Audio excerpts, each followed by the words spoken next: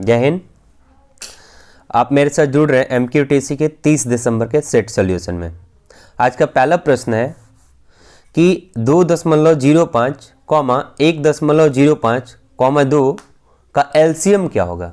ठीक है, तो एलसीएम पूछा गया। इसमें ध्यान देंगे कि इसको सॉल्व करने का एक तरीका आपके पास हो सकता है कि आप इसे फ्रैक्शन फॉर्म में लें, और जैसे ही आप फ्रैक्शन फॉर्म में लेते हैं तो अगर एलसीएम का है तो ऊपर वाले का एलसीएम और नीचे वाले का एचसीएफ निकाल दिया जाता है, या फिर एचसीएफ का है तो ऊपर वाले का एचसीएफ नीचे वाले का एलसीएम निकाल दिया जाता है। अर्थात जो कहेगा ऊपर वाले यानी अंश का वो टर्म निकाला जाएगा और हर का उसके ठीक विपरीत किया जाएगा। ठीक, यहां प्रश्न दिया हुआ है और आपके जो ऑप्शन दिए हुए हैं वो ऑप्शन डायरेक्ट इसी फॉर्मेट में दे दिए हुए हैं, तो इस प्रश्न का आंसर तो यही हो जाएगा। लेकिन अगर इसको थोड़ा सा डिटेल करके देता सॉल्यूशन के बाद तो आप इसी को क्या करते, ऊपर वाले का एलसीएम निकालते, नीचे वाले का एचसीएफ निकालते, एचसीएफ आ जाएगा 100 और एलसीएम आता 17,220। तो अगर इसको तोड़ करके लिखा जाता तो 172.2 भी इसका आंसर हो सकता था।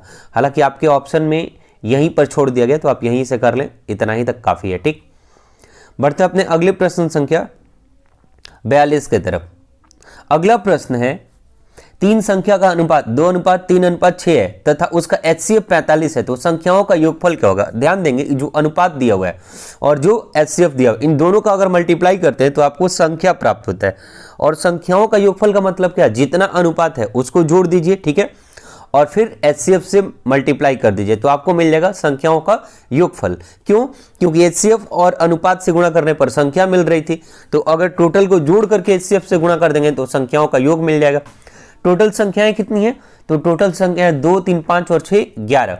11 का गुणा कीजिएगा 45 से, आपका आंसर आ जाएगा 495। ठीक है, बढ़ते हैं अगले प्रश्न संख्या 43 की तरफ। अगला प्रश्न है कि यदि परिमेय संख्या 4/-9, -7/18, 5/-6, -2/3 को आरोही क्रम में रखें तो सबसे पहले कौन सी संख्या रखी जाएगी। ठीक है, अब आरोही क्रम का मतलब क्या होता है, बढ़ते क्रम में। तो बढ़ते क्रम में जब भी आप कोई चीज लिखते हैं तो सबसे पहले छोटा वाला लिखते हैं, इसके बाद उससे बड़ा, फिर उससे बड़ा, लास्ट में होता है सबसे बड़ा। अब नॉर्मल संख्या दी होती तब तो हम बता देते कि बड़ा कौन है, यहां फ्रैक्शन में दिया हुआ है तो फ्रैक्शन में बड़ा और छोटा कौन है ये जानने के लिए थोड़ा सा आपको ध्यान देना होगा। देखिए क्या ध्यान देना होगा कि आपको आरोही क्रम में लिखना है तो सबसे छोटी वाली संख्या लिखनी है। ठीक, अब जब सबसे छोटी वाली संख्या लिखनी है तो आप कोई भी 2 फ्रैक्शन उठा लीजिए, जैसे मैंने इन दोनों को उठा लिया। ठीक, कोई भी आप 2 फ्रैक्शन उठा लीजिए और जैसा मैंने एरो दिखाया है वैसे ही आप भी मल्टीप्लाई कर लीजिए। ठीक है, तो जैसा इसमें एरो दिखाया गया यहां पे वैसे ही आप मल्टीप्लाई कीजिए, तो 18 और 4 का गुणा कीजिएगा तो 72 आएगा, और -9 और -7 का गुणा कीजिएगा तो 63 आएगा, क्योंकि माइनस माइनस प्लस हो जाएगा। अब एक बात बताइए कि जैसे जिसके साथ आप मल्टीप्लाई कर रहे हैं ठीक उसकी के ऊपर ये संख्या लिख दीजिए। जब आप लिखे तो आपको मिला 72 और 63। अब 72 और 63 में बड़ा कौन है, 72 है, तो ये संख्या जो है वो बड़ी हो गई, और ये संख्या जो है, ये वाली जो संख्या है -7/18 ये छोटी हो गई। किससे, तो 4/-9 से -7/18 छोटा है, यानी इन दोनों में तो छोटा पता चल गया, लेकिन हमको चाहिए सबसे छोटा कौन है। तो अब जो इसको तो हटा देंगे लाइन से, अब बचा क्या, ये 3 लोग, इन तीनों में से हमें बड़ा छोटा देखना है। ठीक है, अब इन तीनों में से देखना है तो फिर वही काम दोहराइए, इन 2 को उठाइए और फिर वही तिरछा वाला गुणा, जैसा कि मैंने यहां करके आपको दिखाया है। ठीक, अब यहां फिर आप कीजिएगा तो फाइनली आपको लास्ट में क्या मिलेगा कि 7/18 का 2/3 के साथ कीजिएगा, और इस तरह से देखिएगा कि आपकी सबसे छोटी संख्या क्या मिल जाएगी, -2/3। यानी एक बार इसके साथ फिर एक बार इसके साथ, इन दोनों में जो बड़ा होगा उसका इसके साथ करेंगे, लास्ट में आपको सबसे छोटी संख्या आपकी मिल जाएगी। ठीक, और सबसे छोटी संख्या क्या हो जाएगी, -2/3। यहां पे ध्यान देंगे कैसे, आपको लग रहा हो सर -21 यहां है और -36, तो -21 और -36 में छोटा कौन है, माइनस की संख्या जितना बड़ा हो वो उतना ही छोटा माना जाएगा। ठीक, क्यों, क्योंकि वो नेगेटिव है, तो उस स्थिति में क्या होगा, सबसे छोटी संख्या हो जाएगा -2/3। बढ़ते अपने अगले प्रश्न संख्या 44 की तरफ। ठीक वही तरीका है, इसमें क्या करना है, अवरोही क्रम में लिखना है। अवरोही का मतलब घटते क्रम में। तो घटते क्रम में जो सबसे बड़ा होता है पहले उसको लिखा जाता है, उसके बाद छोटे वाले को, लास्ट में सबसे छोटे वाले को लिखा जाता है। वही काम मैंने यहां भी किया, किसी दो को उठाइए, ठीक है, और यहां जैसे आपने उठाया तो आप जब क्रॉस मल्टीप्लिकेशन करेंगे तो इसके ऊपर 35 आएगा, इसके ऊपर 18, तो 35 बड़ा होता है इसलिए हमने 35 को उठा लिया। अब 35 को उठा करके फिर आगे बढ़े, यानी 35 को उठाने का मतलब 5/6 को 5/6 का अगले वाले के साथ 8/9 के साथ कैलकुलेशन कीजिएगा। तो इसका वैल्यू 45 दिख रहा है आपको और इसका 48। अब 45 और 48 में बड़ा कौन है, 48। तो अब 48 का अगले वाले के साथ कर दीजिए। तो 48 का अगले वाले के साथ किया तो एक के ऊपर 112 आ रहा है और एक के ऊपर 27 आ रहा है। ये कैसे आ रहा है आप देख पा रहे हैं कि क्रॉस मल्टीप्लिकेशन करा रहे हैं हम, ठीक। अब 112 और 27 में बड़ा कौन है, तो 112 और 27 में बड़ा है 112। तो हमने इसीलिए पहले 8/9 को लिखा, फिर इसी तरीके से फिर दोबारा प्रक्रिया दोहराइएगा।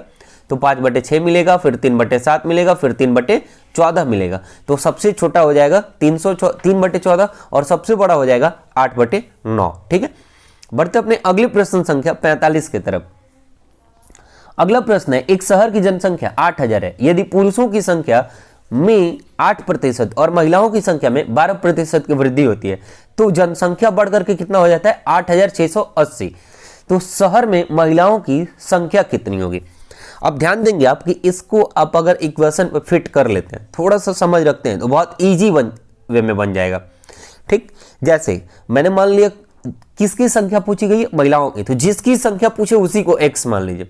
मैंने मान लिया महिलाओं की संख्या x थी, कितना परसेंट बढ़ रहा है, 12, यानी कि पहले 100 रहा होगा तो अब बढ़ के 112 हो गया होगा, क्योंकि जब भी आप परसेंटेज में लिखते हैं तो 100 को बेस मान लेते हैं, ठीक है। तो यहां से एक x का 112/100। अब देखिए टोटल संख्या थी 8000, अगर महिला की संख्या x तो पुरुष की 8000 माइनस x, क्योंकि मान लीजिए टोटल आपके पास रुपया है 100, आपके भाई ने उसमें से ले लिए 30 रुपए, तो आपके पास कितना बचा, 100 माइनस 30 बराबर 70, ठीक। तो उसी तरीके से यहां पर अब इन पुरुषों की संख्या कितनी बढ़ी है, 8%, तो 100 पे 8 यानी 108, तो 108/100 कैलकुलेट जब आप कीजिएगा तो x का मान आ जाएगा 1000, यानी महिलाओं की संख्या कितनी थी, 1000 थी, तो पुरुषों की संख्या कितनी थी, 7000। बढ़ते हैं अगले प्रश्न संख्या 46 की तरफ। एक दुकानदार को एक वस्तु 779 रुपए में बेचने पर 11% की हानि होती है। यदि दुकानदार उस वस्तु को 1232 रुपए में बेचे तो कितने प्रतिशत का लाभ होगा, यही पूछा गया आपसे। मैंने पहले भी आपको बताया कि देखिए आपको कोई फॉर्मूला याद नहीं हो तो भी काम चल जाएगा, सिर्फ जब भी प्रॉफिट लॉस का क्वेश्चन आए तो क्रैमुल को 100% मान लीजिएगा। प्रश्न में मैंने यही करा है, ये क्रैमुल को मैंने 100% मान लिया। हानि कितने की हो रही है, 11% की। अब बताइए कि क्रैमुल माइनस हानि क्या होता है, विक्रैमुल, क्योंकि क्रैमुल प्लस लाभ भी विक्रैमुल, क्रैमुल माइनस हानि भी विक्रैमुल, ठीक। तो 100% हमारा लागत था, 11% की हानि हुई तो हमारा विक्रैमुल कितना प्रतिशत हो जाएगा, 89%, ठीक है, कोई दिक्कत नहीं। अब यहां से एक बात बताइए कि प्रश्न में क्या बोल रहा है कि दुकानदार को बेचने पर 779 रुपया मिलता है, बेचा कितने पे, 89% पे। 89% किसके बराबर हो गया, 979 के। तो 1% किसके बराबर हो गया, तो 979 में 89 यानी 89 का भाग दे देंगे तो 11 रुपया आएगा, यानी 1% बराबर है 11 रुपए के। तो क्रैमुल हमारा कितना हो जाएगा, क्रैमुल हमेशा होता है 100%, तो 11 में अगर 100 से गुणा कर देंगे तो कितना हो जाएगा क्रैमुल, 1100। अब देखिए क्रैमुल हमको पता चल गया और कह रहा है कि अगर वस्तु को मैं 1232 रुपए में बेचूं, यानी नया विक्रैमुल कितना है, 1232, तो 1100 मेरा लगा और 1232 में बेच रहे हैं तो मुझे लाभ कितने का होगा, 132 रुपए का, क्योंकि विक्रैमुल माइनस क्रैमुल, ठीक। तो 132 रुपए का लाभ हो रहा है कितने रुपए पे, तो मेरे लागत मूल्य पे, और मेरा लागत मूल्य क्या होता है, क्रैमुल, यानी क्रैमुल 1100 रुपए। तो 1100 रुपए पे 132 रुपए का अगर लाभ हो रहा है तो लाभ प्रतिशत का फॉर्मूला क्या है, लाभ बटे क्रैमुल गुणे 100, तो लाभ बटे क्रैमुल गुणे 100 जब आप कैलकुलेट करेंगे तो आपका आंसर आएगा 12%, ठीक है। बढ़ते अपने अगले प्रश्न संख्या 47 की तरफ। प्रश्न दिया हुआ है 25%, 20% और 10% कि क्रमिक बट्टों का एक समतुल्य बट्टा क्या होगा। तो आपको पता है कि जब भी 2 का देता है तो आप बना लेते हैं, 3 का देता है तो भी कंफ्यूज नहीं होना है, वही फॉर्मूला लगता जाएगा, ठीक। जैसे 2 का देता है तो आप करते हैं ना a + b - ab / 100, समतुल्य बट्टा निकल जाता है। तो यहां भी वही करना है, किसी 2 को उठा लीजिए, जैसे मैंने 25% और 20% को उठा लिया। इनको सॉल्व किया तो समतुल्य बटा इनका आ गया 40%। अब क्या करना है कि जो बचा हुआ उसके साथ 40% को, तो अब हमारे पास नया बटा क्या हो गया, एक हो गया 40% और एक हो गया 10%। इन दोनों का अब हमको समतुल्य बटा निकालना पड़ेगा। क्या करना पड़ेगा, इसका 40% का और 10% का, 40% और 10% का जब आप समतुल्य बटा निकालिएगा तो वही फॉर्मूला लगा के a + b - ab बटे 100 कितना आ जाएगा 46% और आपका आंसर हो जाएगा 46%। ठीक है, बढ़ते अपने अगले प्रश्न संख्या 48 की तरफ। अगला प्रश्न है, जर्मन सिल्वर में कॉपर, जिंक और निकल का अनुपात 4:3:2 है। 54 किलोग्राम की इस धातु में कितने किलोग्राम जिंक जोड़ा जाए कि नया अनुपात 2:5:1 हो जाए। ठीक है, प्रश्न को थोड़ा सा ध्यान से समझने का प्रयास कीजिएगा। ठीक, कि प्रश्न में एक अनुपात पहले भी दिया हुआ है, एक अनुपात बाद में भी दिया जा रहा है। पहले जो अनुपात दिया हुआ है वो 4:3:2 दिया गया है, जिसका कुल मात्रा 54 kg बताया गया। तो 4:3:2 किसके बराबर है, 54 kg, यानी कि 4 3 7 और 2 9, ये किसके बराबर है 54 kg। तो x किसके बराबर हो जाएगा 6 kg के बराबर। ठीक, अब देखिए एक बात बताइए आप हमें कि कॉपर, जिंक और निकेल का ही अनुपात दिया हुआ है, तो x अगर है 6 के बराबर और कॉपर का अनुपात दिया हुआ है 4, जिंक का 3 और निकेल का 2, तो 6 में 4 से गुणा करेंगे 24, यानी कॉपर है 24, जिंक हो जाएगा 6 × 3 18 और निकेल हो जाएगा 2 × 6 12, यानी ये अनुपात हो जाएगा 54 kg में। ये 24 kg है, 18 kg और 12 kg। अब बताइए कर है नए धातु का अनुपात क्या है, 2:5:1। कब, जब प्रश्न में कह रहा है कि हमने कुछ और जिंक जोड़ दिया। क्या किया हमने इसमें, यानी इस 54 kg में हमने नया और जिंक की मात्रा बढ़ा दी है, बाकी किसी का मात्रा नहीं बढ़ाया प्रश्न ने। ठीक, तो बाकी सब तो जितने केजी थे उतने ही केजी रह जाएंगे, सिर्फ बढ़ने वाली मात्रा क्या हो जाएगी जिंक की, और इस वजह से नया अनुपात 2:5:1 हो जाता है। तो कितना केजी जिंक बढ़ाया गया। अब एक बात बताइए, पहले कॉपर कितना था 24, तो अभी भी कितना रहेगा 24 ही, कॉपर की तो मात्रा नहीं घटेगी, और कॉपर का अनुपात कितना दिया हुआ है 2, तो 2 बराबर 24। ठीक, तो 1 बराबर कितना हो जाएगा 12। अब 1 बराबर 12 हो जाएगा और जिंक का नया अनुपात 5 दिया हुआ है प्रश्न में। ठीक, तो 5 से 12 से गुणा करेंगे तो कितना हो जाएगा 60, यही मैंने यहाँ पे 60 लिखा हुआ है। अब बताइए पहले था कितना 18 kg, जैसा कि यहाँ देख पा रहे हैं, और अभी हो गया कितना 60 kg। तो 60 से अगर आप 18 घटा देते हैं तो कितना हो जाएगा 42 kg, यानी कि यहाँ kg है। ठीक है, यानी कि नया मात्रा जो है, यानी नया जो मिलाया गया जिंक है वो कितना kg है 42 kg, ऊपर से जिंक मिलाया गया था। ठीक है, बढ़ते अपने अगले प्रश्न संख्या 49 की तरफ। अगला प्रश्न है कि 0.16 और 0.64 के मध्य अनुपाती कितना है। तो मध्य अनुपाती का एक फॉर्मूला होता है क्या, √AB। ए का मान हो गया हमारा 0.16 और बी का मान हो गया 0.64। इन दोनों को आप गुणा करेंगे तो आपका आंसर आ जाएगा 32। ठीक है, बढ़ते अगले प्रश्न संख्या 50 की तरफ। अगला प्रश्न है 5 लीटर चीनी के मिश्रण में, यानी 5 लीटर का मिश्रण है, ठीक है, जिसमें चीनी की मात्रा है 6%। 5 लीटर पानी और चीनी का मिश्रण है जिसमें चीनी की मात्रा कितना है 6%। क्वेश्चन में कह रहा है कि 1 लीटर पानी भाप बन के उड़ गया। ठीक है, यानी उस सॉल्यूशन में से 1 लीटर पानी भाप बन के उड़ गया, तो शेष मिश्रण में चीनी का प्रतिशत ज्ञात कीजिए। अब एक बात बताइए कि जैसे आपने चीनी और पानी का घोल बनाया, आपने उसको गर्म करके 1 लीटर पानी उड़ा दिया, तो उड़ने वाला चीज क्या होता है, सिर्फ पानी होता है, न कि चीनी।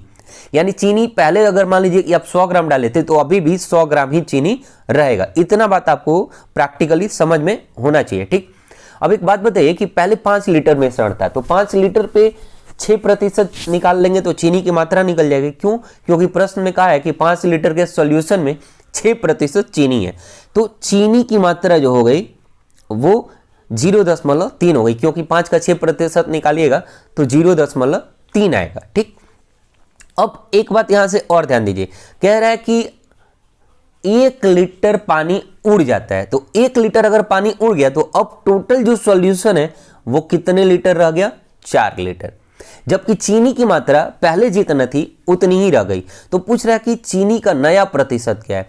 तो क्या होगा, चीनी की मात्रा बटे में टोटल सॉल्यूशन गुणे 100। अब टोटल सॉल्यूशन 4 ही रह गया, इसीलिए हमने लिखा है 0.3/4 गुणे 100। जब आप इसको कैलकुलेट कीजिएगा तो आपकी मात्रा कितनी हो गई रहेगी, 7.5%। यानी कि पहले कितना था, 6%, और उससे बढ़ करके कितना हो गया, 7.5%।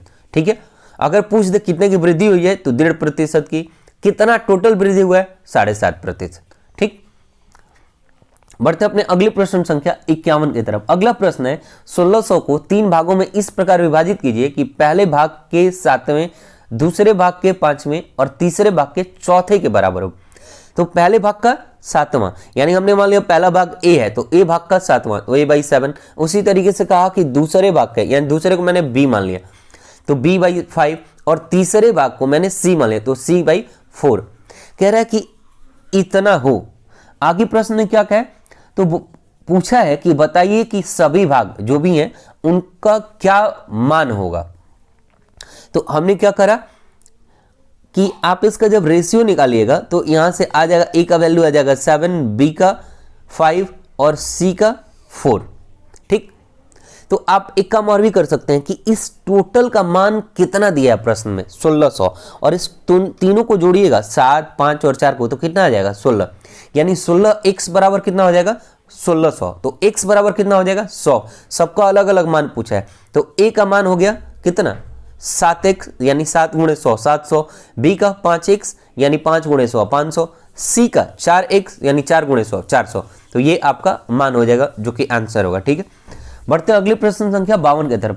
प्रश्न कह रहा है कि x एक काम का 25% 20 दिन में करता है। यानी जितना भी काम है, तो जितना काम का मतलब टोटल काम, और टोटल काम होता है 100%, तो 100 का 25% काम ये 20 दिन में करता है। ठीक है, y x के साथ जब शामिल हो जाता है तो ये मिलकर बचे हुए काम को 15 दिन में खत्म करते हैं। कितने काम को, बचा हुआ काम, और बचा हुआ काम कितना है, 75%, क्योंकि 25% काम खत्म हो चुका है। ठीक है, प्रश्न में पूछ रहा है तो y उसी काम को अकेला कितने दिनों में कर सकता है। यानी y को ही सिर्फ काम दे दिया जाता तो y ये काम कितने दिन में कर लेता है। ठीक है, अब देखिए 25% को हम क्या लिख सकते हैं, 1/4 लिख सकते हैं, क्योंकि 25/100, तो 1/4 लिख सकते हैं। यानी कि कितना काम करने में, 25% काम करने में 20 दिन लगा। यानी और ऊपर वाला ही हुआ 25%, नीचे वाला तो टोटल में काउंट किया जाता है, और टोटल काम 100% होता है। तो एक काम को करने में उसको कितना दिन लग रहा है, यानी एक हिस्सा करने में 20 दिन लग रहा है। तो टोटल 4 हिस्सा काम है, चारों हिस्सा करने में उसको कितना दिन लग जाएगा, 80 दिन। इसी तरीके से आप भी कैलकुलेट कर लेंगे। ठीक है, दूसरा कह रहा है कि x और y, कौन कौन, x और y बचे हुए काम को, तो बचा हुआ काम कितना है, 75%। 75% को आप क्या लिख सकते हैं, 3/4। ठीक है, यानी टोटल काम था 4, बचा हुआ काम है 3, और उस 3 काम को करने में उसको लगता है 15 दिन, तो एक काम को करने में 5 दिन। ठीक है, तो टोटल काम करने में 20 दिन। यानी x और y दोनों मिल करके अगर काम करते तो 20 दिन में टोटल काम निपटा देते। जो काम x को अकेले करने में 80 दिन लग रहा है, वो x और y को कितना दिन लगेगा, 20 दिन। अब हमसे प्रश्न में पूछा है कि एक बात बताइए कि अगर ये y अकेले करता है तो कितना दिन समय लगता है। तो सिंपल सा बात है कि हमको क्या करना पड़ेगा, x का तो पता चल गया, x टोटल काम करने में 80 दिन लेगा, x और y मिल करके 20 दिन लेंगे। हमने टोटल काम निकाल दिया। तो टोटल काम कैसे निकाला जाता है, आपको पता है ना कि दिन का एलसीएम ही टोटल काम है। यहाँ पे अभी ये 3 कुछ नहीं है, थोड़ी देर के लिए दिन का एलसीएम ही टोटल काम होता है। तो 20 और 80 का एलसीएम कितना हो जाएगा बाबू, 80 हो जाएगा। यानी टोटल काम कितना है, 80 है। ठीक, टोटल काम कितना है, 80 है। अब एक बात आप बताइए कि टोटल काम है 80 काम को एक करने में 80 दिन लेता है, तो एक दिन में कितना काम करेगा, एक काम। x और y दोनों मिल करके 80 काम करने में 20 दिन लेते हैं, तो एक दिन में कितना काम करेंगे, 4 काम। यानी x और y मिल करके एक दिन में 4 काम करते हैं, जबकि x अकेले एक दिन में एक काम करता है, जैसे यहां दिखा रहा है आपको। ठीक है, तो x अकेले एक दिन में एक काम और x y मिल करके 4 काम, यानी बाकी काम कौन कर रहा है, y कर रहा है। तो y कितना काम कर रहा है, 4 से 1 घटा दीजिए 3, यानी कि y एक दिन में 3 काम कर सकता है। अब देखिए यहां पे मैंने 3 क्यों लिखा था, हटा दिया। क्योंकि टोटल काम है 80 और 80 काम को अगर अकेले y को करना होगा तो एक दिन में 3 काम, तो 80/3 यानी टोटल दिन की संख्या हो गई 26.2/3 दिन। ठीक है, तो ये हो जाएगा आपका आंसर। अगला प्रश्न है 53। प्रश्न है कि यदि 200 पुरुष प्रतिदिन 8 घंटे काम करके 6 दिन में एक नहर खोद सकते हैं, यदि 300 आदमी को प्रतिदिन 6 घंटे काम करना हो तो नहर खोदने में कितना समय लगेगा? आप लोग एक फॉर्मूला बड़ा देखा है मैंने, लिखते हैं आप कि मैन गुणे दिन गुणे समय यानी घंटा जिसको बोलते हैं बराबर, फिर दूसरे हिस्से में जो आदमी की संख्या दी हुई है वो, फिर दूसरे हिस्से में जो दिन दिया हुआ है वो, और जो दूसरे दिन हिस्से में समय दिया हुआ है वो आप लिख करके ये फॉर्मूला लिखते हैं आप, M1D1H1 बराबर M2D2H2। तो आप चाहें तो इस फॉर्मूले पे भी पुट कर सकते हैं। ठीक है, आप इस फॉर्मूले पे भी रख करके डायरेक्ट बना सकते हैं, या फिर थोड़ा सा सोच लीजिए ये टोटल काम बटा में टोटल आदमी। ठीक, तो टोटल काम कितना, तो 200 आदमी काम करते हैं। ठीक, कितने घंटे, 8 घंटे, कितने दिनों तक, 6 दिनों तक, तो टोटल घंटा कितना निकल गया, ऊपर वाला जो दिया हुआ है वो टोटल घंटा हुआ, नीचे टोटल घंटे कितने होते हैं, तो 300 आदमी हैं, 6 घंटे काम कर रहे हैं, तो ये अभी तक का टोटल घंटा हुआ। कितना दिन लगेगा, तो डी मैंने लिख दिया। यहाँ से जब आप कटाइएगा तो दिन की संख्या आ जाएगी 16/3 यानी 5.1/3 दिन में काम खत्म हो जाएगा। ठीक है, तो दोनों तरीका आपके पास जो आपको यूजफुल लगे वो आप अपना सकते हैं। अगला प्रश्न है 54। एक रेलगाड़ी 100 मीटर लंबे एक प्लेटफॉर्म को 45 किलोमीटर प्रति घंटे की चाल से 60 सेकंड में पार करती है। रेलगाड़ी द्वारा इलेक्ट्रिक पोल को पार करने में लिया जाने वाला समय बताएं। अब यहां से एक बात ध्यान देंगे, ये प्रश्न आपको डायरेक्ट नहीं दिया गया। ठीक, प्रश्न को थोड़ा सा टेक्निकली घुमाया गया। क्यों? क्योंकि इसमें हमसे पूछा गया समय, जबकि हमको पहले निकालना पड़ेगा कि ट्रेन की लंबाई कितनी है। क्यों? क्योंकि जब ट्रेन किसी भी खंभे, व्यक्ति या पोल को पार करती है तो उस स्थिति में ट्रेन अपनी लंबाई बटे में चाल अगर लिखा जाए तो वो समय निकल जाता है। तो इस प्रश्न में हमें प्लेटफॉर्म की लंबाई दी हुई है, ट्रेन की तो लंबाई दी हुई नहीं है। तो इस प्रश्न के हिसाब से प्लेटफॉर्म को पार करने में लगा समय है 60 सेकंड। कितना है? 60 सेकंड। और ट्रेन की चाल दी हुई है कितना? 45 किलोमीटर प्रति घंटा। ठीक है, तो ट्रेन की लंबाई नहीं दी हुई है और प्लेटफॉर्म की लंबाई दी है, तो क्या होता है कि जब भी ट्रेन किसी प्लेटफॉर्म को पार करे या दूसरे किसी ट्रेन को पार करे तो दोनों लंबाई जोड़ लिया जाता है। तो ट्रेन की लंबाई प्लस प्लेटफॉर्म की लंबाई बटा में ट्रेन की चाल बराबर हो जाएगा समय, क्योंकि दूरी बटे चाल क्या होता है? समय होता है। तो ट्रेन की लंबाई, ट्रेन प्लस प्लेटफॉर्म की लंबाई 100 मीटर दिया, उसको मैंने लिख दिया 45 किलोमीटर प्रति घंटा में, तो इसको हमें मीटर पर सेकंड में बदलना होगा। क्यों? क्योंकि हमारी जो दूरी दी हुई है वो मीटर में दी हुई है। तो मीटर में बदलने के लिए क्या करते हैं? चाल में 5/18 से गुणा कर देते हैं। जब आप कैलकुलेट कीजिएगा तो ट्रेन की जो लंबाई है वो आ जाएगी 650 मीटर। कितना? 650 मीटर। अब देखिए खंभे को पार करने में लगा समय अब आपको निकालना है। तो खंभे को पार करने में लगा समय कैसे निकालते हैं? ट्रेन की लंबाई बटे में ट्रेन की चाल। तो ट्रेन की लंबाई हो गई कितना? 650 और ट्रेन का चाल कितना है? 45 किलोमीटर प्रति घंटा। मीटर में ऊपर वाला है तो नीचे वाले को मीटर पर सेकंड में बदल लिए, 5/18 से गुणा किए और कैलकुलेट कीजिएगा तो आपका आंसर आ जाएगा 52 सेकंड। ठीक है, बढ़ते हैं अगले प्रश्न संख्या 55 की तरफ। अगला प्रश्न है, एक धनराशि 5 वर्षों में स्वयं का 3 गुना हो जाती है। समान ब्याज दर पर यह धनराशि स्वयं का 5 गुना कितने वर्षों में हो जाएगा? ठीक है, अब यहां पे थोड़ा सा आप ध्यान देंगे और टेक्निकली थोड़ा साउंड क्वेश्चन है ये। कैसे? कि हमें इस प्रश्न में क्या दिया हुआ है? ये कोई धनराशि है जो 5 वर्ष में स्वयं का 3 गुना हो जाती है। जैसे कि आप मुझे मान लीजिए P रुपया देते हैं, ठीक है, तो 5 वर्ष बाद मैं आपको 3P रुपया लौटाता हूं। या फिर ऐसे समझे कि आप मुझे आज 100 रुपया देते हैं तो 5 वर्ष बाद मैं आपको 300 लौटाता हूं। तो इसका मतलब क्या है कि उस 100 रुपए के साथ साथ मैंने आपको ब्याज भी लौटाया है। ठीक है, तो 100 रुपया तो आपका था और 300 मैं लौटा रहा हूं, इसका मतलब कि उसमें 200 ब्याज है। और यही बात आपको यहां पे समझना भी है कि 5 वर्षों में वो धनराशि खुद का 3 गुना हो गई। इसका मतलब क्या कि मैंने मान लिया कि वो धनराशि अगर P रही थी तो उसमें ब्याज कितना हो गया? 2P हो गया। क्यों? क्योंकि 3P - P बराबर क्या हो जाएगा? ब्याज हो जाएगा। क्योंकि मिश्रधन माइनस मूलधन करेंगे तो ब्याज निकलता है ना, वही मैंने यहाँ पे करा है कि मूलधन हो गया P, मेरा साधारण ब्याज हो गया 2P और टाइम हो गया 5 वर्ष। अब यहां से आप इजीली निकाल सकते हैं, ठीक, कि साधारण ब्याज हो गया 2P, मूलधन गुणे समय गुणे दर बटा 100 के फॉर्मूले पे चले जाना है, ठीक। तो यहां से ध्यान देंगे आप कि मेरा साधारण ब्याज 2P, मूलधन P, समय 5, दर की कोई गणना नहीं हुई है इसलिए दर का टेंशन नहीं लेना है, बटे 100। अब एक बात बताइए कि P से 2P होने में कितना समय लगा, 5 वर्ष। तो 2P से 4P होने में कितना लगेगा, फिर उतना ही समय लगेगा 5 वर्ष, क्योंकि दुगना होने में 5 वर्ष लग रहा है और साधारण ब्याज में सेम टाइम रखा जाता है, ठीक। तो फिर दुगना होने में लगेगा 5 वर्ष और P मेरा पहले से है और ये दुगना होगा, 2P दुगना होगा तो हो जाएगा 4P। तो टोटल कितना हो गया, मेरा धन खुद का 5 गुना हो गया कि नहीं हो गया, और 5 गुना होने में कितना समय लगा, 5 वर्ष पहले लगा था और 5 वर्ष अभी, यानी टोटल कितना हुआ, 10 वर्ष, ठीक है। तो आप इसको थोड़ा सा सोच के बनाएंगे तो बहुत आसानी से बन जाएगा, पेन भी शायद नहीं उठाना पड़े। अगला प्रश्न है 56। रेखीय समीकरण x प्लस 2y माइनस 8 बराबर 0 हो और 2x प्लस 4y बराबर 16। तो पूछ रहा है कि इन जोड़ के हलों की संख्या क्या है। ध्यान देंगे इसमें 3 तरह के समीकरण बनते हैं। एक कि ये दोनों समीकरण एक दूसरे को काटते हैं, तो जब काटेंगे तो माना जाता है कि एक सॉल्यूशन है। अगर दोनों एक दूसरे को पैरेलल हो जाएं तो माना जाता है कि कोई सॉल्यूशन नहीं है। और अगर एक लाइन दूसरे लाइन के ऊपर लाई करे तो माना जाता है कि उसका इनफाइनाइट सॉल्यूशन है।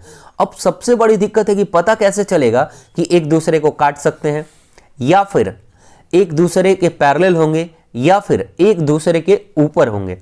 तो ध्यान दीजिएगा कि इसका एक स्टेप मैं यहां बता देता हूं, एक प्रश्न इसी से संबंधित और है, वहां भी मैं बाकी का 2 स्टेप बता दूंगा।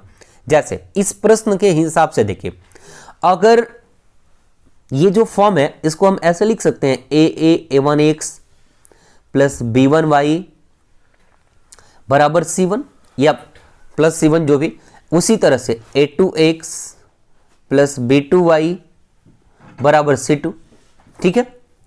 तो यहां पर आप ध्यान देंगे जो मैंने इसको लिखा है, ठीक, कि अगर ये टर्म जो मैंने अभी कुछ देर पहले स्क्रीन पे लिखा था a1 बाई a2 हो बराबर b1 बाई b2 हो बराबर c1 बाई c2 हो, ठीक। यानी इस ये जो अनुपात है वही अनुपात ये भी हो और वही अनुपात ये भी हो, यानी तीनों अनुपात अगर एक दूसरे के समान हो तो उस स्थिति में जो सॉल्यूशन होगा वो क्या कहलाएगा, इनफाइनाइट सॉल्यूशन। यानी तीनों अनुपात अगर एक दूसरे के बराबर आ जाते हो तो उस स्थिति में सॉल्यूशन इनफाइनाइट सॉल्यूशन होता है। देखिए कैसे, यहां पे x के बगल में कुछ नहीं है तो 1 है, मैंने 1 रख दिया, ठीक है। यहां से एक काम कर सकता हूं क्या मैं, देखिए तो मेरे दूसरे ऑप्शन में, दूसरे समीकरण में 2x प्लस 4y बराबर 16 दिया, मैं 2 दोनों जगह से कॉमन ले सकता हूं, वही कॉमन लेकर के और 16 को कटाए तो x प्लस y बराबर 8। मेरा पहला सॉल्यूशन, पहला इक्वेशन भी यही है, ठीक है, मेरा पहला इक्वेशन भी यही है और दूसरा इक्वेशन भी 2 कॉमन लेने के बाद वही आ गया। तो अब एक बात बताइए, यहां भी x का मान 1, यहां भी x का मान 1, 1 बाई 1, यानी a1 a2 हमारे बराबर है। इसके बाद आगे बढ़िएगा तो b1 का मान कितना 2 और b2 का मान भी कितना 2, यानी 2 बाई 2। और फिर बढ़ेंगे c1, तो c1 का मान 8 और c2 का मान भी कितना है 8। तो यहां पे भी क्या हो गया 8 बाई 8। अब 8 बाई 8 को अगर कैंसिल करते हैं तो 1, इसको भी कैंसिल करते हैं 1 और इसको भी कैंसिल 1, यानी 1:1:1, यानी तीनों का अनुपात समान है। इसका मतलब कि ये लाइन एक दूसरे के ऊपर लाई कर रहा है और इस स्थिति में सॉल्यूशन कितना होगा, अनंत होगा, जिसको हम इन्फिनिटी बोलते हैं, ठीक। तो इसका आंसर क्या हो जाएगा कि अनंत सॉल्यूशन होगा, ठीक। अगला प्रश्न है कि tan a plus cot a बराबर कितना दिया हुआ है, 2 दिया हुआ है। तो पूछा गया है कि tan square a plus cot square a का मान बताइए। हमें उम्मीद करते हैं कि आपको इतना कॉमन सेंस होगा कि tan a का मान 45 डिग्री अगर रख दिया जाए तो tan 45 कितना होता है, 1 होता है और cot 45 भी 1 ही होता है। तो 1 और 1 इधर देखिए तो रख देते हैं अगर 45 मान करके, तो क्या 1 और 1 जोड़ने पे 2 होगा, बिल्कुल। यानी कि tan 45 यानी a का मान अगर यहाँ 45 डिग्री हम रख देते हैं तो हमारा इक्वेशन सेटिस्फाई कर रहा है। तो सेम काम वही करेंगे कि यहाँ पे वो a बराबर 45 डिग्री रख देंगे, a 45 यानी tan 45 और tan 45 का वैल्यू 1 का स्क्वायर करते जाइए, कोई दिक्कत नहीं है। तो 1 का स्क्वायर भी 1 होगा, cot 45 में 1 का स्क्वायर 1 ही होगा। तो यहाँ ये प्रश्न बनता भी है, इस तरीके का एक और प्रश्न बनता है। यहाँ तो tan स्क्वायर ही दिया हुआ है ना, tan का पावर 21 दे देगा प्लस cot का पावर 21 दे देगा, ठीक। यहाँ जैसे a है यहाँ भी a है और यही ऊपर वाला लाइन यही देगा। तो उस स्थिति में याद रखिए कि एक का कितना भी स्क्वायर कीजिएगा एक ही होगा, यानी यहाँ पावर कुछ भी दे कोई फर्क नहीं पड़ता, हर स्थिति में आंसर 2 ही होगा, ठीक। बढ़ते हैं अगले प्रश्न संख्या 58 की तरफ। अगला प्रश्न है कि cot a into cot 1 degree cot 2 degree सब मल्टीप्लाई में cot 3 degree dot dot dot dot cot 90 degree दे दिया। तो cot 90 का वैल्यू 0 होता है, आंसर क्या हो जाएगा 0। अगर यहाँ cot 90 नहीं देता, क्या अगर cot 90 नहीं देता तो cot 1 डिग्री cot 89 से कट जाता। क्यों? क्योंकि cot 89 1 बटे tan 1 के 1 cot 89 जो है वो बराबर हो जाएगा 1 बटे tan 1 डिग्री के, और यहां से ये एक दूसरे से tan 1 डिग्री के cot 1 डिग्री कितने के बराबर हो जाएगा tan 1 डिग्री, और tan 1 डिग्री को आप लिख सकते हैं 1 बटा cot 1 डिग्री, cot कैंसिल हो जाएगा। कैसे cot 89 बराबर हो जाएगा tan 1 डिग्री के? तो ध्यान दीजिए cot 89 को आप लिख सकते हैं 90 डिग्री माइनस 1। तो यहां से जब आप ये लिख सकते हैं तो cot 90 माइनस थीटा बराबर होता है tan थीटा। तो tan और थीटा की जगह पे क्या देगा 1 डिग्री, तो यहां से 1 डिग्री के बराबर हो जाएगा, और tan 1 को हम लिख सकते हैं 1 बटा cot 1 डिग्री, क्योंकि tan थीटा बराबर होता है ना 1 बाई cot थीटा, ठीक। तो वहां से ये एक दूसरे से क्या होंगे कट जाते, तो कट जाते। तो उस स्थिति में आप देखते कि सब एक दूसरे से कट जाता, लास्ट में बीच में सिर्फ बच जाता cot 45 डिग्री, और cot 45 का वैल्यू 1 होता है, इसलिए इसका आंसर 1 ही रह जाता। लेकिन यहाँ पे दे दिया है 90 डिग्री, और जैसे ही 90 डिग्री दिया सबके साथ 0 गुना हुआ और आंसर इसका क्या हो गया 0। बढ़ते हैं अपने अगले प्रश्न संख्या 59 के तरफ। 59 के तरफ यहाँ पे ध्यान देंगे, मैंने आपसे बोला था कि आगे एक प्रश्न इसी तरह का और भी दोनों समीकरण का आएगा, जहां पे मैं आपको कितने सॉल्यूशन होते हैं ये बता दूंगा। तो एक तो मैंने बता दिया कि a1 बाई a2 बराबर b1 बाई b2 बराबर c1 बाई c2 अगर हो जाए तो सॉल्यूशन इनफाइनाइट हो जाता है। लेकिन अब एक बात यहाँ पे ध्यान देंगे कि अगर a1 बाई a2 का ratio not equal to b1 by b2 हो जाए, क्या a1 by a2 not equal to यानी एक दूसरे के बराबर नहीं हो इनका अनुपात, तो उस स्थिति में समीकरण यूनिक सॉल्यूशन होगा, अर्थात उसमें इस तरीके का रे बनेगा, ठीक। यानी एक बार काटेगा, तो एक बार काटेगा तो यूनिक सॉल्यूशन, अर्थात इसका एक हल होगा। अगर यही समीकरण a1 बाई a2 बराबर b1 by b2 not equal to c1 बाई c2, अर्थात इन दोनों का रेशियो तो एक दूसरे के बराबर होगा लेकिन इसका नहीं होगा, तो उस स्थिति में माना जाएगा कि जो सॉल्यूशन है वो पैरेलल सॉल्यूशन है, और पैरेलल सॉल्यूशन में माना जाता है कि कोई सॉल्यूशन नहीं। अगर ये लाइन एक दूसरे के पैरेलल हो जाए तो माना जाता है कि इसका कोई हल नहीं है, ठीक है। तो यही तीनों इक्वेशन देकर के आपसे प्रश्न भी पूछे जाते हैं, और मैंने तीनों केस आपके सामने रख भी दिया। तो उम्मीद करते हैं कि ये बात आप समझ भी रहे होंगे। तो आप अपना प्रश्न संख्या 59 देख लें कि क्या पूछ रहा है। प्रश्न है कि 6x माइनस 3y प्लस 10 बराबर 0 और 2x माइनस वाई प्लस 9 बराबर 0, तो किस प्रकार की रेखाओं को निरूपित किया जा सकता है। अब मान रखते चलिए मेरे साथ साथ, यहां पे मैं मान रख रहा हूं, ठीक, कि कितना है 6x माइनस 3y, तो a1 की जगह पे हमको क्या मिला 6, और b1 की जगह पे क्या मिला, तो हमको b1 की जगह पे मिला माइनस का 3, और c1 की जगह पे क्या मिला, तो हमें मिला 10, ठीक। उसी तरीके से बढ़ते हैं अगर, तो a2 की जगह पे क्या मिला 2, और फिर हमें यहां पर b2 की जगह पे क्या मिला माइनस का 1, और c2 की जगह पे क्या मिला 9। यहां से अगर इसको आप कैलकुलेट करेंगे तो 3 और ये 1, ये माइनस माइनस कैंसिल हो गया, ठीक। तो क्या 3:1 ये दोनों बराबर है कि नहीं है, बिल्कुल ये दोनों बराबर है और ये इससे भिन्न है, यानी ये बराबर नहीं है। तो हमने क्या बताया कि अगर a1/a2 बराबर b1/b2 हो जाए लेकिन c1/c2 अगर बराबर नहीं हो तो उस स्थिति में पैरेलल सॉल्यूशन होता है, ठीक। और पैरेलल सॉल्यूशन है यहाँ पे, तो इसका क्या होगा, ये रेखाएं एक दूसरे के समानांतर होंगी, ठीक है। प्रश्न संख्या 60 देख लीजिए।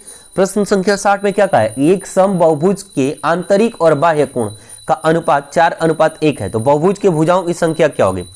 इसका भी दो तरीका, एक कि आपको पता है कि बहुभुज का आंतरिक कोण का फॉर्मूला क्या होता है, बाह्य कोण का क्या होता है, ठीक। तो बहुभुज के आंतरिक कोण का कुल योग अगर पूछ दे तो होता है n-2 × 180, सिर्फ इतना होता है। अगर एक भुजा पूछ दे तो उसमें n से भाग दे दिया जाता है, ठीक। उसी तरीके से बहुभुज के कुल बाह्य कोण का योग 360 डिग्री होता है, ये यूनिवर्सल है, ठीक है। अगर एक भुजा पूछ दे तो उसमें n से भाग दे दिया जाता है। n क्या है, यहाँ पे भुजाओं की संख्या है, ठीक। तो इसी मैंने बहुभुज के अंतःकोण का एक कोण और बाह्य कोण के एक कोण का अनुपात हमारे प्रश्न में दिया हुआ 4:1, हमने वही रख दिया, ठीक। तो आपको भी पता है कि n और n कैंसिल हो जाएगा, बचेगा क्या, n/2 × 180, क्या बचेगा, n/2 × 180 और बटा में नीचे क्या बचेगा 360। ये 180 से 2 बार में कट जाएगा, ये भी पता है। इधर बराबर 4:1 दिया हुआ है, ठीक, 4:1 दिया हुआ है। अब यहां से जब आप कैलकुलेट कीजिएगा तो n-2 बराबर हो जाएगा 8, n बराबर आ जाएगा 10। लेकिन एक बात आप ध्यान दीजिए, ये तो जब हमें फॉर्मूला याद रहेगा तो ये हमसे बन पाएगा, फॉर्मूला नहीं याद रहा तब क्या करेंगे। तो आप एक बात ध्यान दीजिए कि एक ही लाइन पर, कहीं भी एक ही लाइन पर एक अंतःकोण और एक बाह्य कोण, एक जैसे मान लीजिए मैंने ये एक त्रिभुजी बना लिया या फिर एक चतुर्भुजी बना लिया, ऐसे जैसे मान लीजिए बहुभुज में तो कुछ भी आ सकता है ना, कोई भी ऐसा एरिया या कोई भी ऐसा घिरा हुआ क्षेत्र जो एक से अधिक भुजाओं से बना है, तो 2 भुजा का तो कोई क्षेत्र ही नहीं बनता, 3 का बनता है, 4 का बनता है। चलिए मैंने जैसे यहाँ पे एक वर्ग बना लिया, ठीक। तो ये हो गया अंतःकोण और ये हो गया मेरा बाह्य कोण। तो इन दोनों का सम बताइए तो कितना हो रहा है, 180 हो रहा है। इन दोनों का, ये जो लाइन है इन दोनों का सम 180 हो रहा है, बिल्कुल हो रहा है। अब इसका अनुपात कितना दिया हुआ है, तो इसका अनुपात दिया 4:1, यानी 4 और 1 को जोड़ दें तो 180 के बराबर हो जाएगा, बिल्कुल। तो अब बताइए कि x बराबर कितना हो जाएगा 36, यानी कि बाह्य कोण का मान कितना आ गया 36 डिग्री। हमने आपको बताया कि टोटल बाह्य कोण होता है 360, तो 360 में 36 से भाग मार दीजिए, पता चल जाएगा कितनी भुजा होगी। तो यहां से भी आप पता कर सकते हैं कि टोटल 10 भुजा होगी, ठीक। तो दोनों तरीका आपके पास है, जो आपको सही लगे उसे आप यूज करके आगे बढ़ते रहिए। अगला प्रश्न है 61। हम आपको आपके साथ रोज एक प्रश्न छोड़े जाते हैं और हम ये भी बोलते हैं कि आपको इस प्रश्न में अगर कोई दिक्कत है आप मुझे व्हाट्सअप करें।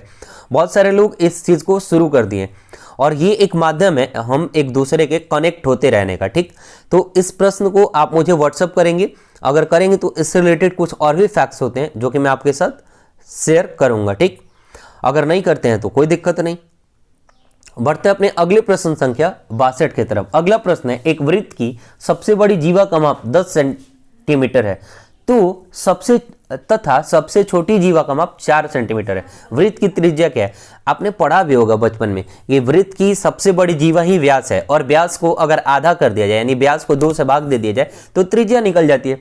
तो इसमें जो सबसे बड़ी जीवा है वही व्यास है। व्यास कितना है 10, 10 का आधा कर दिया कितना हो जाएगा 5, तो आपकी त्रिज्या कितनी हो जाएगी 5। यहाँ जो 4 बार दिया ना इसका कोई मतलब ही नहीं है, ऐसे ही आपको भुलवाने के लिए दिया गया। अगला प्रश्न है 63। प्रश्न कह रहा है कि L × B × H बीमा वाले घनाभ को L × 0.5 B × 0.4 H माप वाले तखों के रूप में फाड़ा जाता है तो प्राप्त होने वाले तख्तों की संख्या कितनी है। अब देखिए आयतन, एक बड़ा वाला आयतन एक छोटा वाला आयतन, तो आयतन को आयतन से डिवाइड कर दीजिए, जब डिवाइड कीजिएगा तो आपका आंसर आ जाएगा 10, यानी तख्तों की संख्या कितनी हो जाएगी 10। बढ़ते हैं अगले प्रश्न संख्या 64 की तरफ। 22 मीटर और 10 मीटर के आयताकार तांबे की शीट को इस तरह से बेलनाकार के रूप में मोड़ा जाता है कि उसकी छोटी भुजा इसकी लंबाई बन जाती है। इस तरह निर्मित बेलन का आयतन कितना होगा। थोड़ा सा ध्यान से इस प्रश्न को समझिएगा। जैसे ये आपके साथ मैंने एक आयताकार शीट ले लिया, ये पूरा आयताकार ऐसे हो गया, ठीक। आप भी अपने साथ एक पेज लेकर के कभी कभी एकदम रोल नहीं कर देते हैं गोल टाइप से, तो आप जब गोल टाइप से उसको मोड़ते हैं इस तरीके से, तो आपको देखते होंगे कि इस तरीके का एक शेप मिल जाता होगा। ठीक, तो बेलन बन गया। तो उसमें ये वाला जो है, ये वाला जो लाइन जिसको मैं डार्क कर रहा हूं बहुत ज्यादा, वही ये वृत्त बनाता है। आप करके देखिएगा, आपके पास पेज या कॉपी होगा तो यही वृत्त बनाता है। तो इस लाइन का, ये जो लाइन मैं डार्क कर रहा हूं, ठीक, इस लाइन का लंबाई ही वृत्त का परिमाप बन जाएगा। क्या बन जाएगा?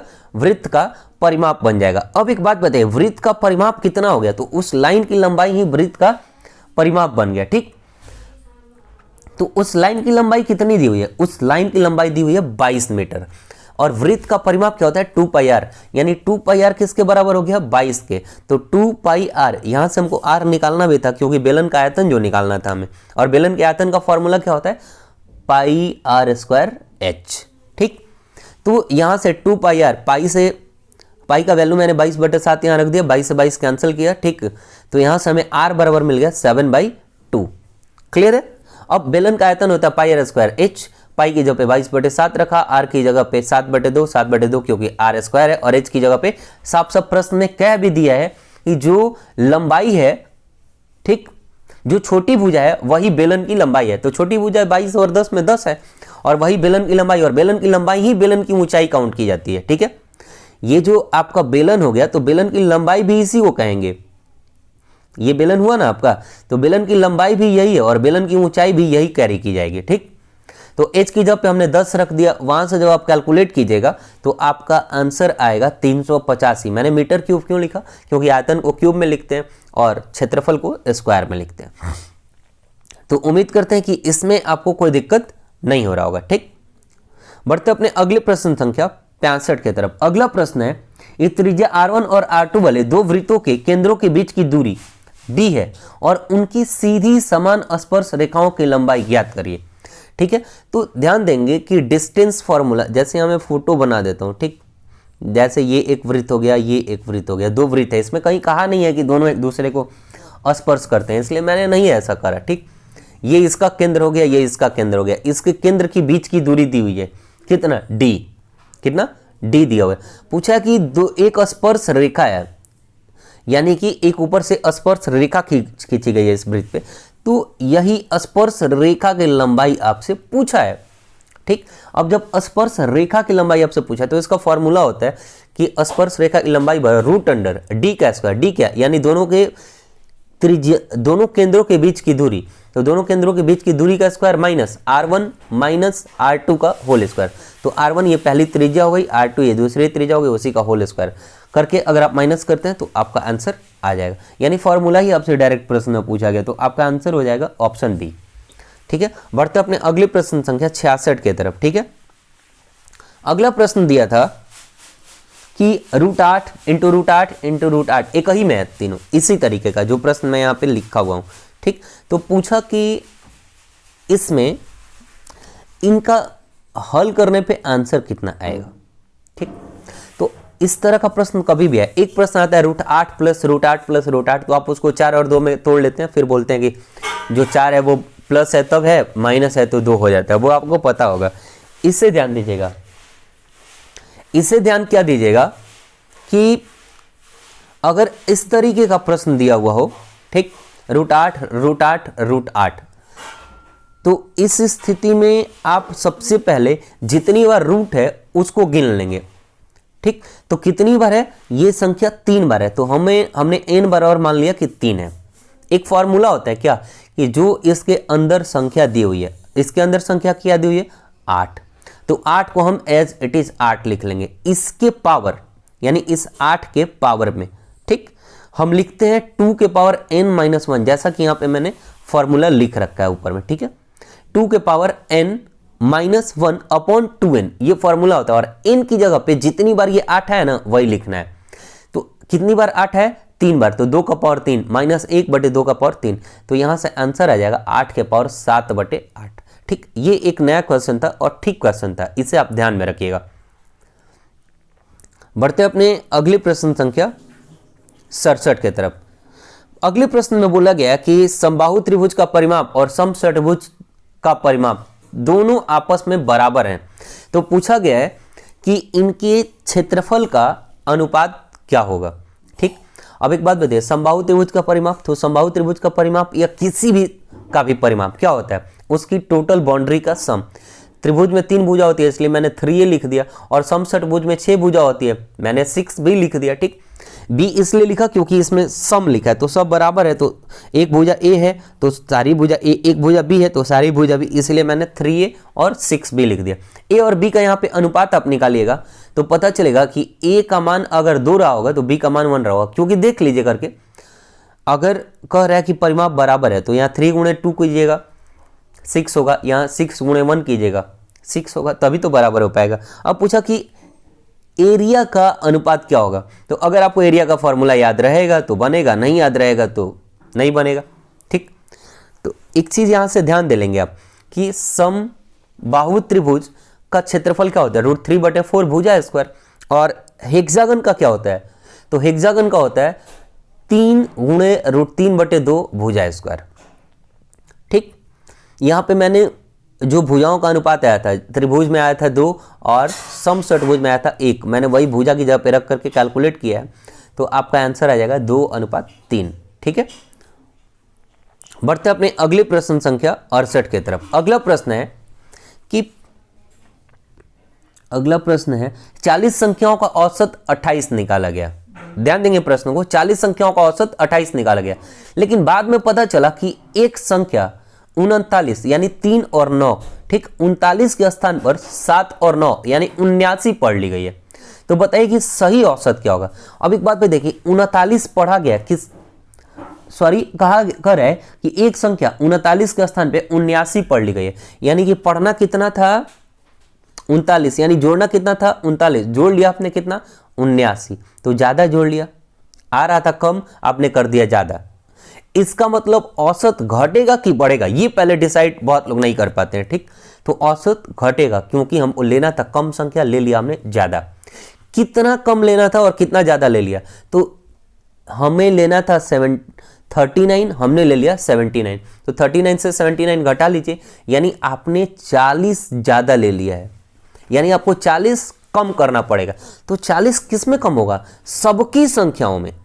ठीक, औसत में 40 कम नहीं होगा, जो टोटल संख्या थी उसमें कम होगा।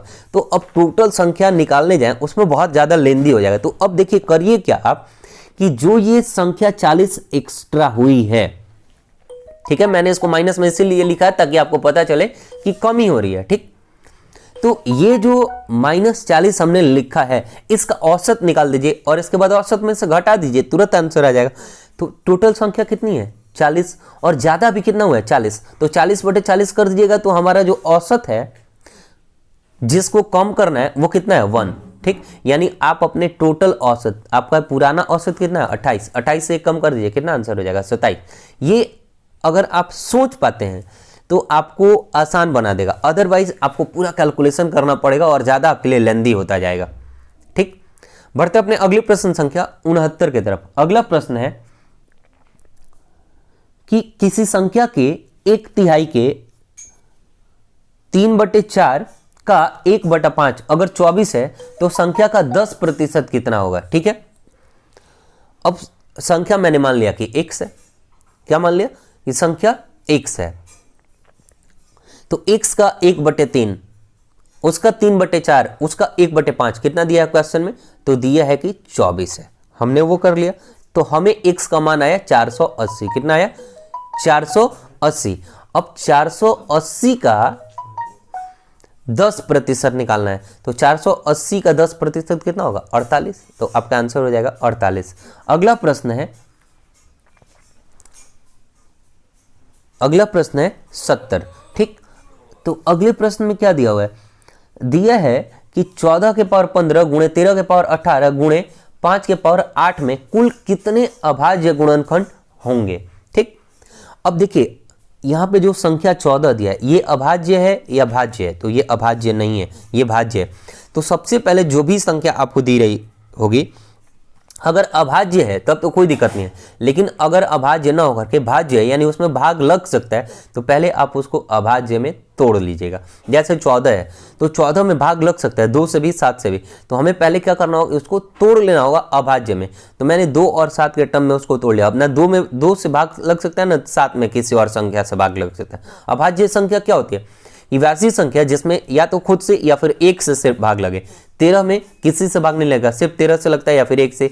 5 में किसी से नहीं, सिर्फ 5 से या फिर 1 से।